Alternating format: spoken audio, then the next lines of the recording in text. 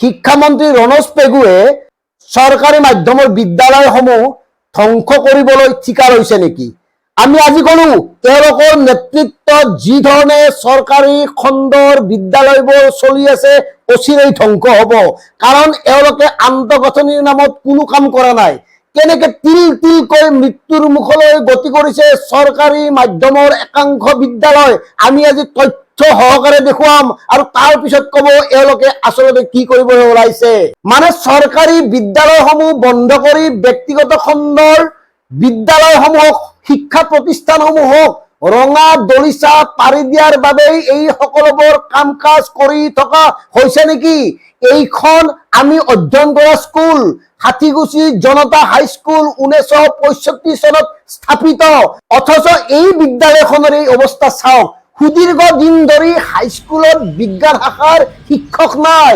বিজ্ঞান শাখাৰ শিক্ষক নোহোৱাকৈ কেনেকৈ ছাত্ৰ ছাত্ৰীসকলক নিৰ্মম অত্যাচাৰ কৰি থকা হৈছে ভাবক। যদি বিজ্ঞান শিক্ষকেই নাথাকে হাইস্কুলৰ ছাত্ৰ ছাত্ৰীসকলে গণিত বিজ্ঞান ক'ত শিকিব? টিউচন ল'বলগীয়া হৈছে। আৰু ইয়াৰ বাবে এতিয়া চৰকাৰী মাধ্যমৰ বিদ্যালয়সমূহৰ প্ৰতি অভিভাৱকৰ আকৰ্ষণ কমি আহিছে। কিয় অভিভাৱকে এনেকুৱা বিদ্যালয়ত নিজৰ ল'ৰা ছোৱালীক এডমিশ্যন দিব কওকচোন আপোনালোকে? এইখন বিদ্যালয়ৰ শ্ৰেণীকোঠাসমূহৰ অৱস্থা এয়া। সুদীৰ্ঘ দিন ধৰি এনেকে চলি আহিছে, অথচ চৰকাৰৰ কোনো কাণসাৰ নাই। বিজ্ঞান শিক্ষক নোহোৱাকৈ অষ্টম নৱম দশম মানৰ ছাত্ৰ ছাত্ৰীয়ে পঢ়ি থাকিব লগা হোৱা কথাটো সহজ কথা নেকি? আৰু এনেকৈ এওঁলোকে মেট্ৰিক পৰীক্ষাত অৱতীৰ্ণ হ'ব। আৰু কোনখিনি ছাত্ৰ ছাত্ৰী চৰকাৰী মাধ্যমৰ বিদ্যালয়ত পঢ়ে? নিম্ন মধ্যবিত্ত শ্ৰেণীখিনি। আৰু তেওঁলোকে যদি নিজৰ সন্তানক প্ৰতিটো বিষয়ত টিউচন দিবলগীয়া হয় কেনেকে দিব? সম্ভৱ নেকি?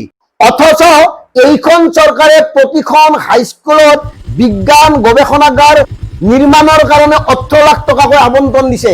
বিজ্ঞান গৱেষণাগাৰ আছে, অথচ বিজ্ঞানৰ শিক্ষক নাই। ভাবক কেনেকে চলি আছে ৰাজ্যৰ চৰকাৰী মাধ্যমৰ শিক্ষা ব্যৱস্থা। আৰু মন কৰক, এইখন বিদ্যালয় একত্ৰীকৰণৰ নামত 245 নং প্ৰাথমিক বিদ্যালয় এক কৰা হৈছে। তাতো আচৰিত ধৰণে দুটা শ্ৰেণী একেলগ কৰি পাঠদান কৰিবলগীয়া পৰিৱেশ পৰিস্থিতি হৈ আছে। LP স্কুল, ME স্কুল আৰু হাইস্কুলক একত্ৰীকৰণ কৰি এওঁলোকে এই ব্যৱস্থা কৰিছে। ভাবক ইয়াত কিয় আপোনাৰ ল'ৰা ছোৱালীক পঢ়াব কওক? আৰু এই একত্ৰীকৰণ হোৱাৰ পিছত পূৰ্বৰে পৰা ME স্কুলত থকা দুগৰাকী বিজ্ঞানৰ শিক্ষক, তেওঁলোক বিজ্ঞান শাখাৰ উচ্চতৰ মাধ্যমিক উত্তীৰ্ণ হয়, BSc নহয়। গতিকে তেওঁলোকে এতিয়া মাজে সময়ে পাঠদান কৰি থাকিবলগীয়া হৈছে। আৰু তেওঁলোকে কেনেকে 8, 9 বা 10ৰ ছাত্ৰ ছাত্ৰীক পাঠদান কৰিব নিজে চিন্তা কৰক। গতিকে এয়া হ'ল চৰকাৰী মাধ্যমৰ বিদ্যালয়ৰ অৱস্থা। এনেকৈ চলি আছে শিক্ষা ব্যৱস্থা। গতিকে এবছৰত 5 লাখতকৈও অধিক ছাত্ৰ ছাত্ৰীয়ে কিয় চৰকাৰী মাধ্যমৰ বিদ্যালয়ৰ পৰা নাম প্ৰত্যাহাৰ কৰিছে কথাবোৰ চিন্তা কৰক। কিয় স্কুললৈ যাবলৈ এৰিছে? কিয় আধাতে বিদ্যালয় বাদ দিছে? কথাবোৰ চিন্তা কৰক। তাৰ এজন স্থানীয় অভিভাৱকৰ মুখেৰে শুনক কি হৈ আছে। হাতীগুছি জনতা হাইস্কুল এইখন, ইয়াত এতিয়ালৈকে তাৰমানে বিজ্ঞান আৰু গণিতৰ BSc শিক্ষক, ভাল শিক্ষক নাই। গতিকে আমি যথেষ্ট অসুবিধা পাই আছোঁ। ল'ৰা ছোৱালীক ছাত্ৰ ছাত্ৰীক টিউচন দিব লগা হৈছে, য'ত ৰেগুলাৰ বিজ্ঞানৰ ভাল শিক্ষক নাই। চব পিউ চাইন্স, মোৰো 9ত ছোৱালীটো পঢ়ি আছে ইয়াতে। আমি ৰেগুলাৰ টিউচন দি থাকিব লগা হৈছে গণিত আৰু বিজ্ঞানৰ। যে আমাৰ মাননীয় শিক্ষামন্ত্ৰী যাতে এইখিনি আমাক সুবিধা কৰি দিয়ে। গতিকে চিন্তা কৰক, 1965 চনত স্থাপিত ঐতিহাসিক এই বিদ্যালয়খনৰে এই অৱস্থা। আৰু ইয়াৰ পৰা আমি কি আশা কৰিব পাৰিম? ইয়াৰ উপৰিও মাজে সময়ে একাধিক শিক্ষক অনুপস্থিত থাকে, কাৰণ থাকিবই, বিভিন্নজনৰ অসুখ হয়, কোনোবা আহিব নোৱাৰে, বিভিন্ন কাৰণ থাকে। এনেকৈ চলি আছে চৰকাৰী শিক্ষা বিভাগ। কিয় চৰকাৰী মাধ্যমৰ বিদ্যালয়ৰ প্ৰতি মানুহৰ আকৰ্ষণ কমিছে চিন্তা কৰক। আৰু আমি নিশ্চিত এইখন চৰকাৰৰ সময়তে চৰকাৰী মাধ্যমৰ বিদ্যালয়সমূহ ধ্বংস হ'ব।